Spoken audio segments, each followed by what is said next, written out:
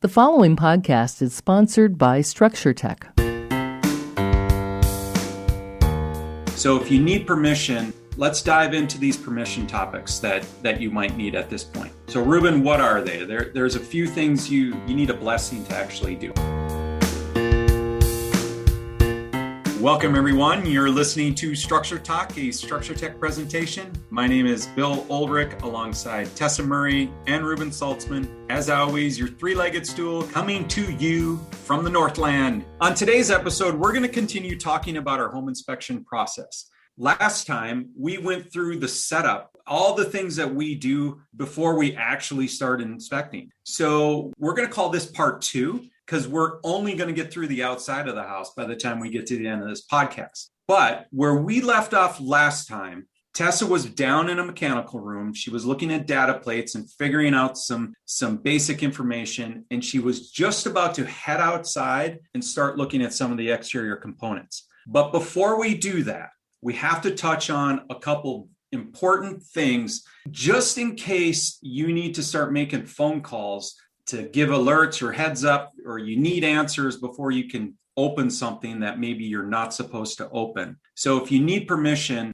let's dive into these permission topics that you might need at this point. So Reuben, what are they? There's a few things you need a blessing to actually do. Well, if you've listened to all of our podcast episodes, you know where we're going with this one, and it's the attic access panel. I think we did like maybe 17 episodes just on attic access panels. That's a big, no, I think we did one episode on that. It's so important that the home inspector gets in the attic. And if we come to a house and it's sprayed shut or caulked shut or painted shut, how are we going to get up there? And in the past, we used to just get up there with impunity. You know, we'd take a knife and we'd cut it, or we'd bump it open, and nobody would be the wiser. Or if they were, we made it look good and nobody ever cared, nobody complained.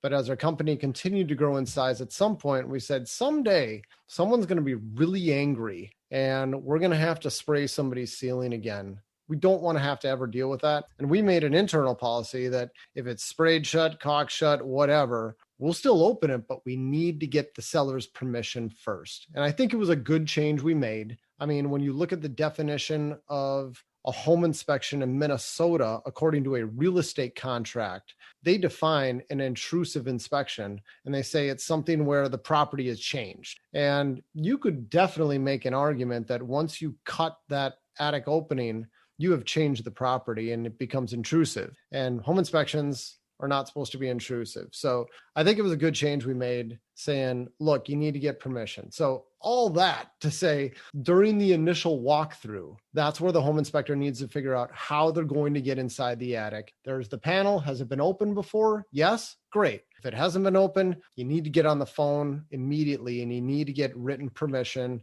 to cut that seal. And, you know, we send that out ahead of time in an email, but nobody reads those emails. So I blame that on the building science profession, this concept of sealing up this attic access, and Tessa would argue with me, but they just made our lives more difficult. Well, you can go ahead and blame the building science community, but you know what? It's funny. I think attic accesses are sealed just because that's like the standard in the building industry. They're not sealed for any like real reason. They're just, I mean, it's just part of when they build a new house, they texturize the whole ceiling, and then nobody wants to break that seal and go up there. Yeah, but that's not truly a seal. That's just a texture seal. I mean, the seals that we're getting now are like straight up caulking in. Yeah. Okay, Reuben, what else do you find that you should get permission to actually take apart? Well, right along those lines is going to be when you've got an electrical panel cover with about 30 coats of paint on it, usually on an old condo. How do we open those? And it's kind of the same thing. It's like you got to take a knife and you got to cut that open. I feel like I'm experiencing deja vu. We've surely discussed this on the podcast at some point. I can't remember what episode, but I think we did. Yeah, we need to get permission. If the electrical panel cover needs to be cut open, we get on the phone and we get permission for that. Okay. Yep. Those cut lines are always very visually appealing, right? Exactly. Well, especially when you have to, back the screws out, and every screw that you take out peels off the paint with it too. It's going to look completely different when you're done with it. And I don't know about you guys, but I had one electrical panel while I was pulling it off, and I thought I cut around it really well, but I missed a little section. And as I'm peeling it off, it actually took a piece of like the wall off with it. My hand is raised, been Yeah. there, done that too. Yep.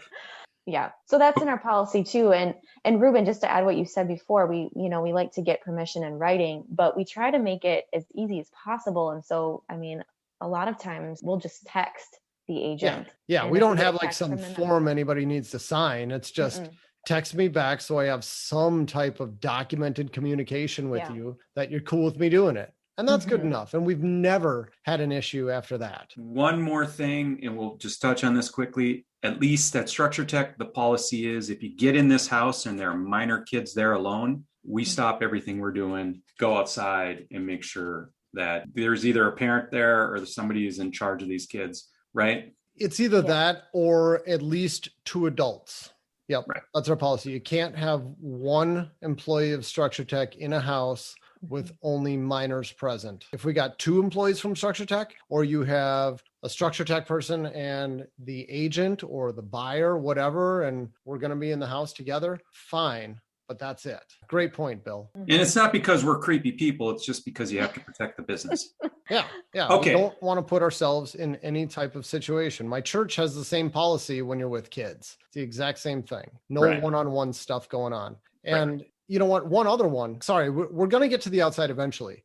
But it's also check the utilities. Make sure the water is on, gas is on, and electricity is on. If it's not, you got to get on the phone immediately and get somebody out there to turn it on. We used to turn it on, but at some point we had enough people on our team say, I'm not comfortable doing this. And now if that stuff is going to be turned on, it needs to be the seller or their agent coming out to turn it on. We've had too many scary close calls with gas where we're given permission to turn it on. We do it.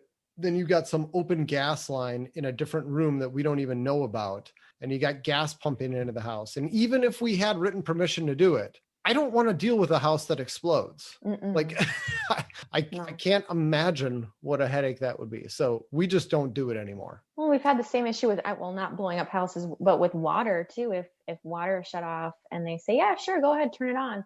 And it hasn't been turned on in years or, whatever. Next thing you know, you've got water leaking out of the ceiling from some pipe in the wall.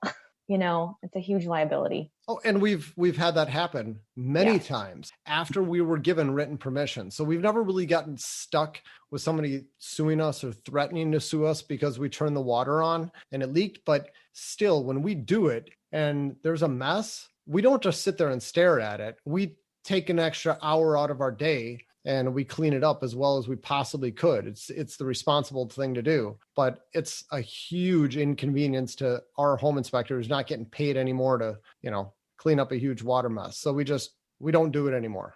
It's got to be the seller turning on the water, gas, and electricity. Yeah. Then you call 24 Restore, have them come out and take care of whatever you can't see. That's right. All right. All right. What are you doing outside, Tessa? First thing. Are we actually making it outside? Yes, we're walking outside. All right. Yeah. Let's do it. Okay. So just a quick recap. We showed up at the property. We walked around the outside quickly, just looking at the big picture, looking at the grading, the roof lines, where the water goes, all of that. We went through the inside. We started at the top and just turned on all the lights, all the fans, anything that vents to the outside, get the appliances going, kind of inventory where the bathrooms are. Do they have fans? Get the dishwasher going, clothes washer, dryer, all that stuff. And in the basement, take a quick inventory of mechanical systems, record data tag information, all of that. And now we're actually going to start the full inspection process. And we're going to start back outside. So we'll start usually at the front of the house and we'll go the opposite direction that we went on our initial walkthrough, or walk around, I should say. And the reason that we like to go the opposite direction is sometimes you see things at a different angle and it'll stick out to you. And we've already kind of looked at the house from one direction. It's nice to look at it from a different direction. So usually that's the way that we'll start around the outside. But first, we'd like to actually go up on the roof. And, Reuben, you mentioned in the last episode that one of the reasons we like to do that quick walk around first when we arrive is to see where's the best place to set the ladder to go up on the roof. Yep. So at this point, now you're heading out, you're getting your ladder out of your car, and you know exactly where you're going to set that ladder and the best way to get up on the roof. So you can do that pretty quickly and efficiently. And so the first step is to do the roof. And we at Structure Tech have a pretty detailed photo requirement list that our inspectors need to take pictures of and how they should do that roof. But the most important thing is to walk the entire roof, check all the penetrations, try and lift some shingles. And why do we lift shingles? And we lift shingles to see how they've been nailed and to check the nailing pattern, make sure they've been installed properly. And also we want to make sure the shingles have sealed down as well. You know, if you've got a house that's 5 years old and you can lift all the shingles and they haven't sealed properly and they're just more likely to get, you know, torn off or ripped off in high winds. So we're checking for a few different reasons. Usually in new construction, I think we've talked about this. I'm having deja vu too. New construction, it's really important to lift the shingles on new construction to make sure that they're all, you know, installed properly as well. And a lot of times they're not sealed down yet too. So you can do that. You know, if the roof is over 612, we don't require inspectors to walk it. They can if they feel safe and they want to, but it's not required. And we do carry 28-foot ladders as well. So there's a lot of roofs that we do inspect here at Structure Tech. We also offer drone inspections, right? Yep. So if we've got roofs that are, you know, unsafe to walk on, they're too steep or they're too high, then we'll use a drone service. Yeah. And there's no additional charge for that. And our policy is, if it's a roof that we cannot access, if we can't, I mean, if it's a, you know, a 12-12 roof and it's 2 stories up in the air, we will take an extension ladder, a 28-foot extension ladder, and we'll lean it up against the house in a whole bunch of areas, and we'll get a good look at the roof from the edges. And I'd call that accessing the roof. We're not walking it, but we're accessing it. But if it's a 3-story, and typically that'll be like a townhome building, where there's just nowhere you can even lean a ladder up against it. It's too high. At that point, we'll drone it. And we use a third-party drone service. We pay them for it. We don't make as much on those inspections, but you know, for the few and far between where we have that situation, I like being able to get a good look at the roof, have those high quality images. I think it's a good service to our clients. Yep. You gave it your best shot is what you're We give it our best shot. And to dig a little bit deeper on the roof part too, you know, one of the reasons that we go through the house and what we like to say, quote unquote, wake it up, turning on all the bath fans, turning on all the lights, anything that vents the outside, is so that when we're on the roof, we can check and make sure, okay, when I was upstairs, I know that there were 2 bathrooms upstairs. Each one had a fan. So I'm going to check and make sure we've got a damper on the roof or coming out a gable end somewhere. If it's going through the roof, I want to make sure that I'm feeling airflow coming out of it, right? And that the damper is opening, there's good airflow to make sure that that fan is doing what it's supposed to be doing and venting out. And sometimes when you're up on the roof, either you'll be counting and you'll realize, well, seems like I might be missing a bath fan somewhere, or maybe the damper's not opening. And so that is a good kind of red flag to be thinking about. Hey, when I am in the attic or when I'm walking on the outside, I need to be looking for these bath fan terminals and see maybe the bath fan duct came loose in the attic and it's just blowing air in the attic. Maybe they forgot to cut a hole through the roof and actually vent that thing out, right? We've all seen that before. Or maybe it's going out a gable end. We need to check the damper when we're walking around the outside too. Right now too, if I could just share a couple of good tips for inspecting roofs and share some mistakes I've made. Please. If it's a wood roof, never, ever, ever walk it when it's wet or damp. Never. Do you have a story that goes along with this? I sense a story. Oh, there was one where it was mostly dry and I was just walking along, but there was a section of it where it was still covered in shadow. The sun hadn't reached it yet, and it had morning dew on there or some morning frost. I don't remember what it was, but all of a sudden, I mean, I'm just walking along, not paying much attention to which part was covered by the sun, because most of it was. And boom, I went down fast. I went right down on my hip, and luckily I didn't slide down the roof, but I mean, my feet just went right out from underneath me like nothing. So it really changes the gripability of a wood roof when it's wet. So if it's wet, don't walk it, period. If you're walking an asphalt shingle roof, my advice is bring gloves with you, because it doesn't take that hot of a day for the sun to get those things really, really hot. And if you've got to go down on your hands and feet backwards or forwards because it's a really steep roof, you will blister your hands. I mean, those roofs get so stinking hot. So wear gloves when you're walking the roofs too. Well, why is it so much harder to get off a roof than it is to get on the roof? Same reason cats get stuck in trees. Whatever that is, it's the same science.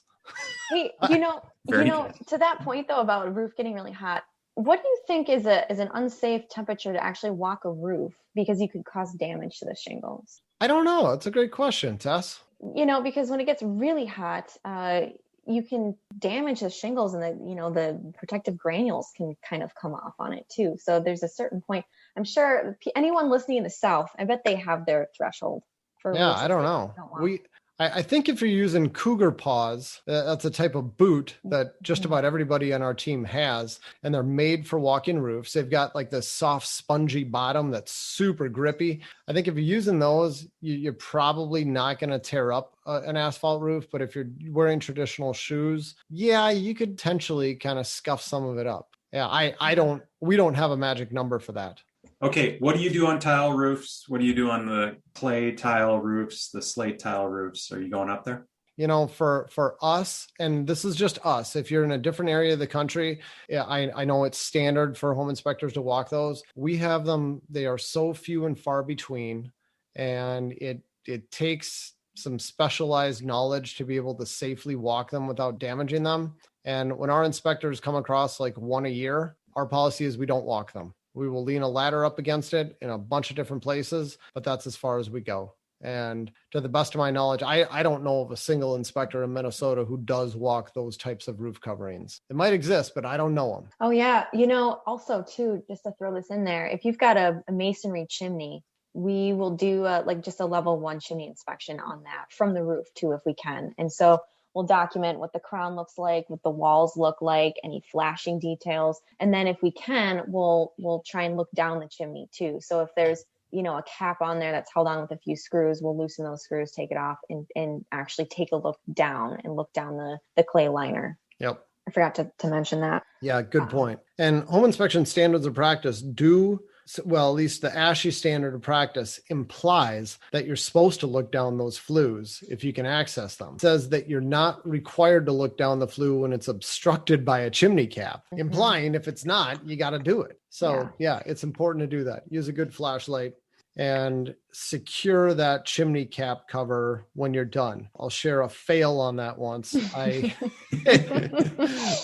This was probably 10 years ago now, where I had inspected a house in St. Louis Park, and I had taken the both of the chimney caps off to get a good look down inside, put them back on, thought I had screwed them on tightly, but apparently I didn't. And I guess the wind took one of them and blew it off. And, oh no. And, it blew it off like a couple days later or something, but the homeowner saw it sitting in the yard and she was furious. And I wish I had saved her voicemail, because she was like, if you didn't like my chimney cap, you could have just said so. You didn't need to take it and throw it down in the yard. And I mean, she was like, she thought I was like disgusted with her cap, and I just chucked it. Like, what's this?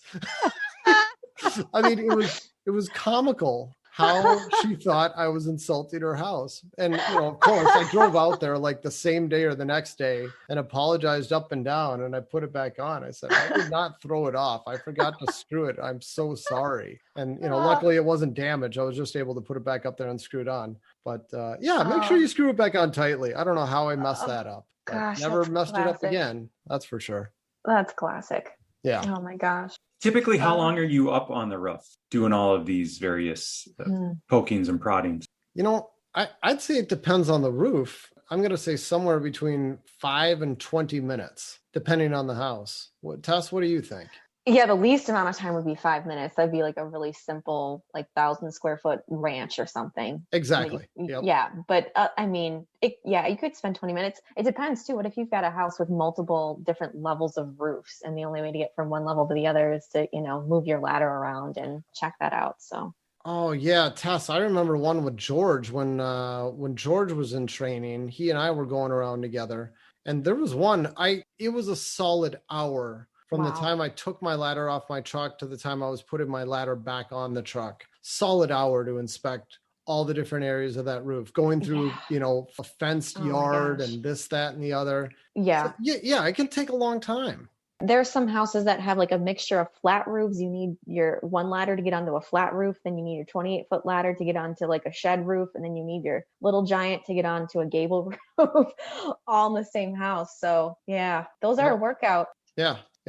That's one of the hardest parts of this job physically is carrying around that big extension ladder, setting it up, taking it down, putting it back on your vehicle. Oh, let me share another almost fail with whatever the mistake is, I've made it. It was like one of the first inspections I had ever done. And, my clients are there and I put the ladder back up on my truck and I didn't want to see them fumbling around with me trying to figure out how to strap it onto my truck. So I'm just like, I'll strap it onto the truck after we're done with the inspection. Well, you know what happened. Oh, I've done that, Reuben. I've done that too, but I only made it a block away before I remembered. And luckily it was still on my car. Yeah, same here. I did not get far. It didn't fall off my truck. It was nothing catastrophic happened, but I saw it like wobbling around on top and I went, oh my goodness, that's scary. So my policy now is when the ladder gets set on the racks, that's when it gets tied down. Yeah. You never come back to them. Yes. Good tip. Well, if you use, electrical cable like your dad does to secure his ladder down, it only takes 13, 14 seconds. That's his style, and it has worked for him forever. He uses 10-3 Romex, and that's how he secures his ladder. Yeah, I didn't realize that. Yep. Oh, Neil.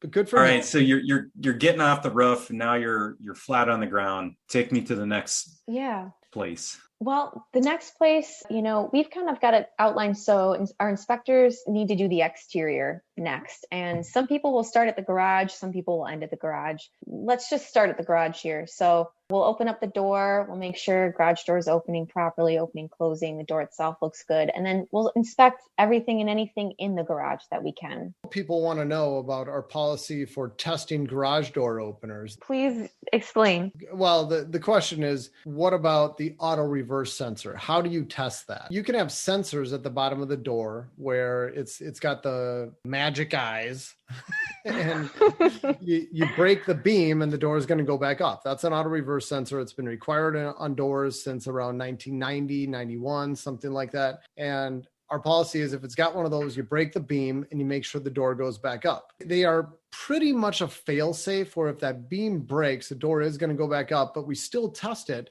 because I have run across houses where they had them in place and they weren't doing anything. They just weren't even connected. And the real sensors were duct taped together on top of the opener. So it gave the perception that the eyes were doing something, but it actually didn't. So we do break the beam. Another way of testing these is to place an object in the path of the opener, or a lot of home inspectors will just grab the door coming down with their hand. And once they feel that there's about the right amount of pressure, if it doesn't go back up, they write it up.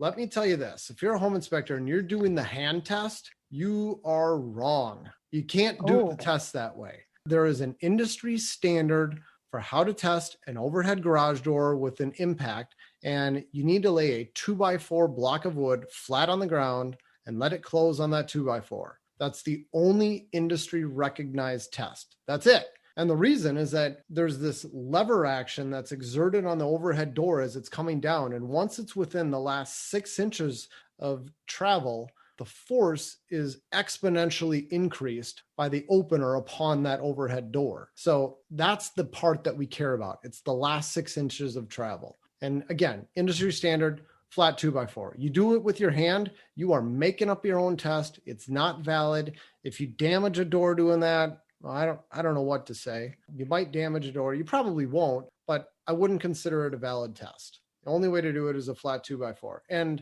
on that topic, we have bought too many failed garage door openers where we put a flat 2x4 underneath there. It closes on it. It doesn't go back up when it hits that 2x4, but the motor keeps working. It's going to burn out the motor on an opener that's at the end of its life, and then the opener doesn't work anymore, and then the home inspector broke it. So when that happens, we've paid for a number of them, but it sucks. And if there's already a properly installed auto reverse sensor, I'm happy with that. Show me the body count of people getting injured where you had properly installed sensors and it still injured somebody. So that's all we do. If we have a door that predates the auto reverse sensors, we say replace it for safety. It's already past the end of its life expectancy. Life expectancy for an opener is going to be somewhere around 15 to 20 years. We are at what now? 30 years. We're way past the point where it probably should have been replaced.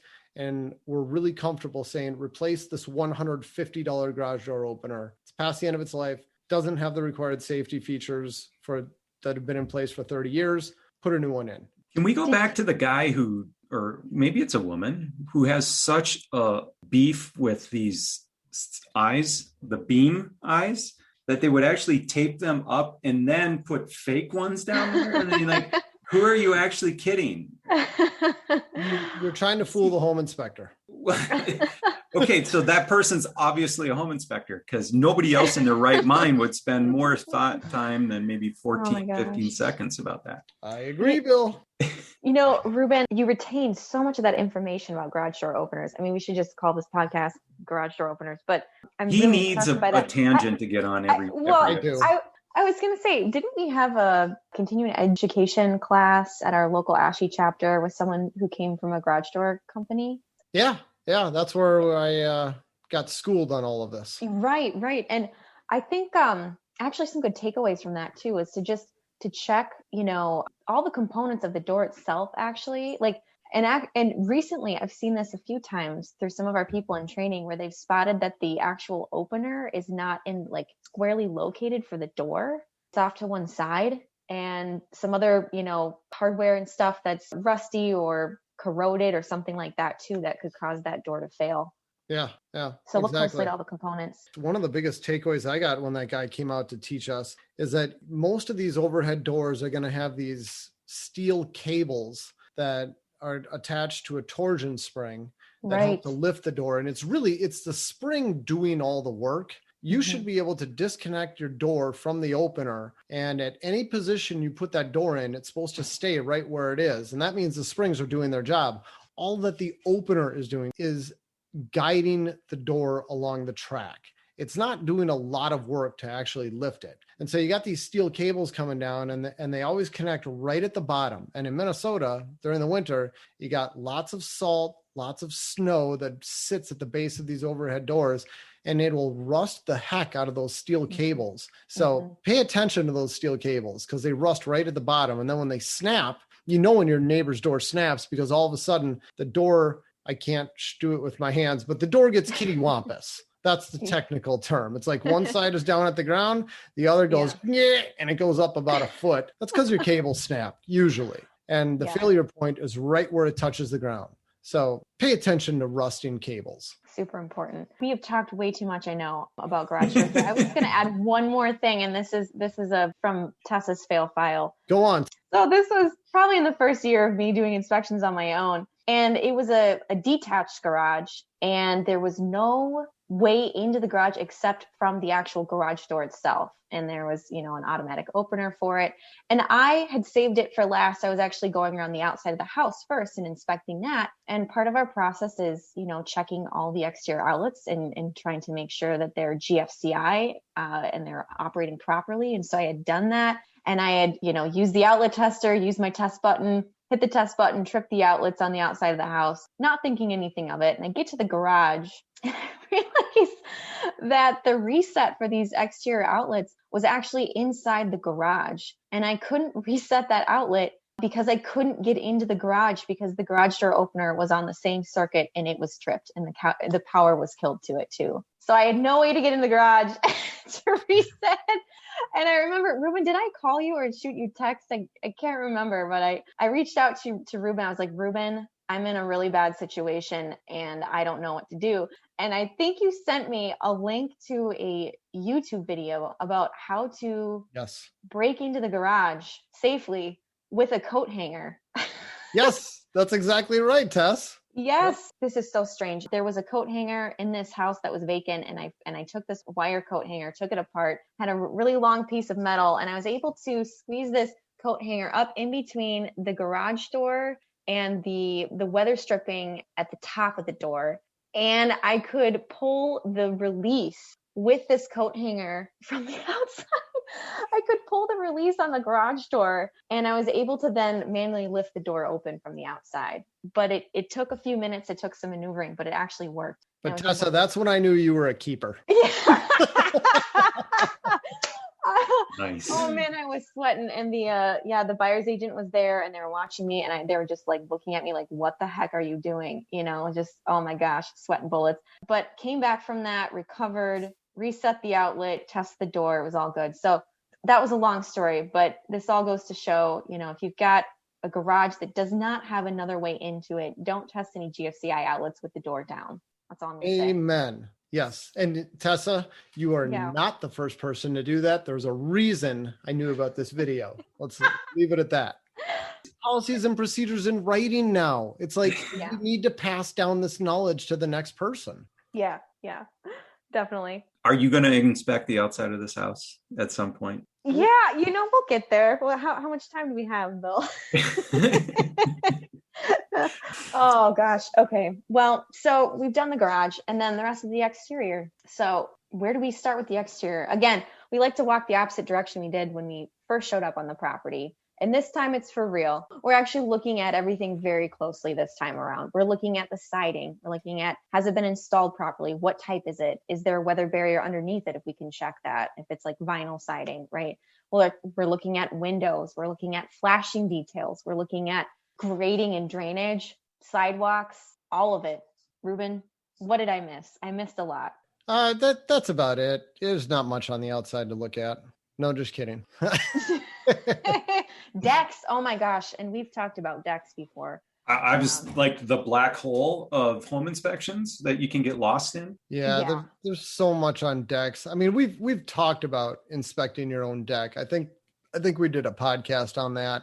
I think there's too much for us to cover that in process and procedure. But the one thing you can't overlook is the stucco chimneys, guardrails on decks, just like little stuff like that. But and actually newer stucco houses too. We've talked about that on podcasts before, the issues with new stucco and concealed damage and everything. But it's not just new stucco. You can have concealed damage on houses that have wood siding or vinyl. And so just paying attention to, again, the big picture. I think it's really easy for us as home inspectors, if we're really detail oriented, looking at something so closely, to take a step back every once in a while. And again, think to yourself, where's the water going? This house doesn't have any roof overhangs protecting the walls from rain or from bulk water. We've got all these windows. We don't have any head flashing. We've got vinyl siding, and we don't have any weather barrier underneath there. So it's just going to increase the potential for concealed water damage, with all those situations. And especially if you're missing kickout flashing and gutters and all of that too, it can just add to it. So you really have to be paying attention to, even though you're looking closely at things, right? Like you notice that there's some damage to the siding here, missing head flashing here. You really have to kind of ask yourself, okay, this missing head flashing on this window, is this a big deal? What age is this house? What type of materials are used in the wall? Are they durable? Is it 100-year-old old growth wood beneath this? Or is it 2000 built house with OSB and no weather resistive barrier over top of it? What are we dealing with here? And think about the big picture and put these things into context. And I think that's a challenging part too. I think for training purposes, when we're, training new inspectors, it's like, you can have this detail that has a defect with it. And in some situations, it might be more critical. Some situations, it might just be a comment. And I'm trying to think of an example, but let's say, for instance, like, I kind of already said it, head flashing above a window. Yeah, perfect. If you're missing head flashing above, a house that was built, let's say in 2000, and it's stucco, and there's no overhang from the roof, and this window is getting hit by lots of water over the years, that's going to be a much bigger issue than missing head flashing on a house that was built in 1900 that has 2 layers of siding on it, and it's 100-year-old wood on the wall sheathing, And we know that heat and airflow is getting through that wall cavity to dry out any moisture in that wall. I'm not as concerned about missing head flashing on a window like that. Yes, that's so important, Tess. It's taking stuff in context. I mean, it's the exact same defect, but if you're just using traditional standard home inspection software and you didn't write the comments, you're just using what somebody else did. The comment is, there's no head flashing here, and what do you do about it? And you can't apply the exact same language to every house. In one house, there's no head flashing, who cares?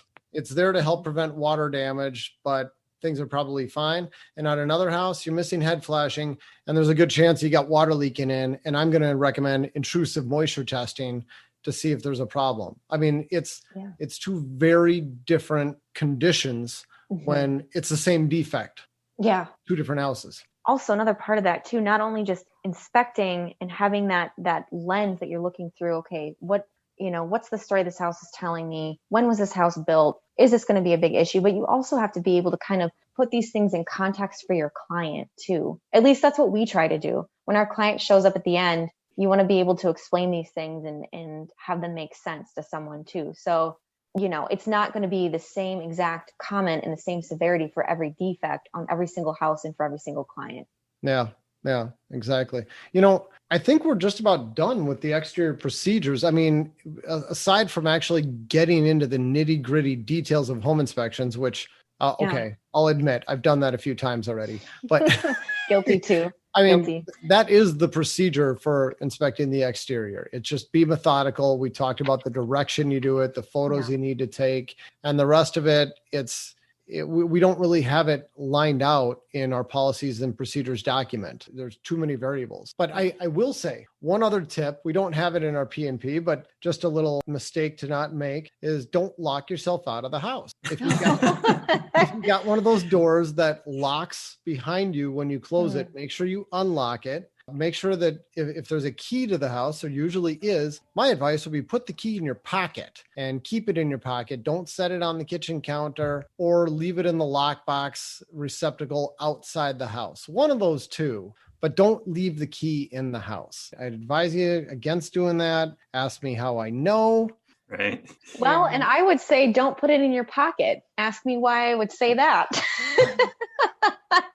What happened with you, Tess? You went home with it? Or I'm surprised you don't remember this. Well, I've done that too. I've gone home with a key in my pocket, but no, there was one time where a key fell out of my pocket while I was doing the inspection. And Reuben, didn't you get a call from the seller? Because I think they called you directly to complain about how I had lost the key. Yeah. And they were very upset. Very upset. And I had searched everywhere. And I thought, man, I bet it came out while I was in the attic, because I was climbing through the trusses and kind of doing weird maneuvers and stuff. And I had searched the entire interior of the house. I'd walked around the outside, could not find it. And I'm like, oh my God, it's got to be in the attic.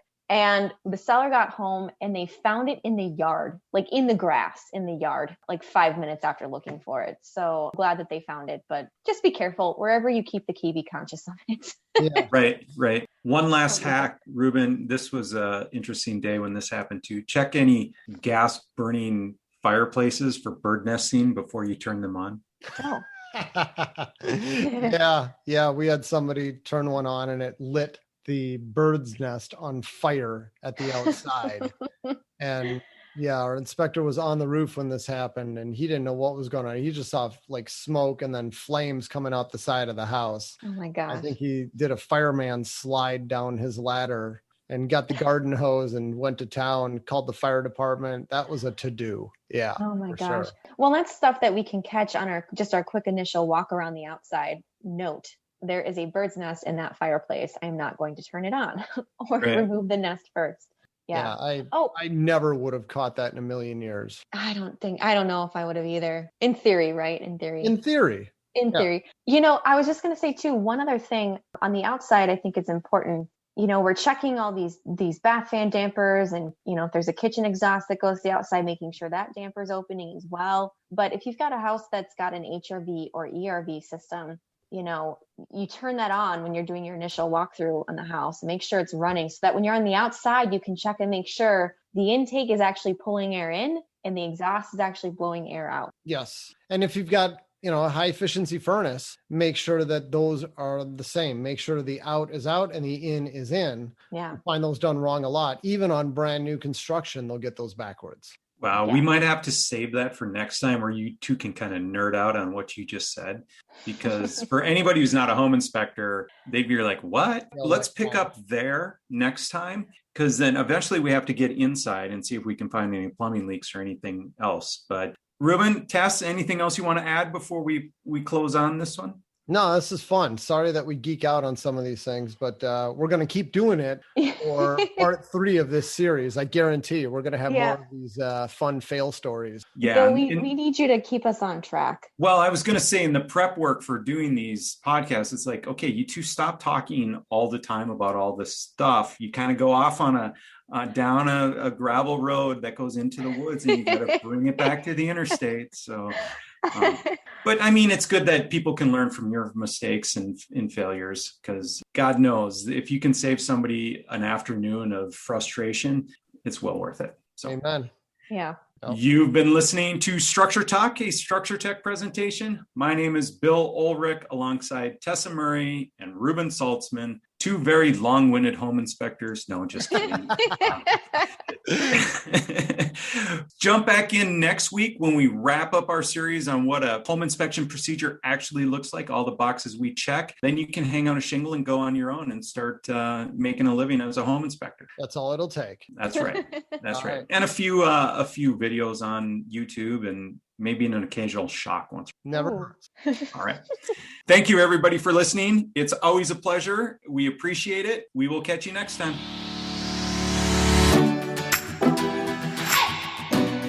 For more information on how we can provide you with the right information about your home before you buy or sell, contact us at structuretech.com.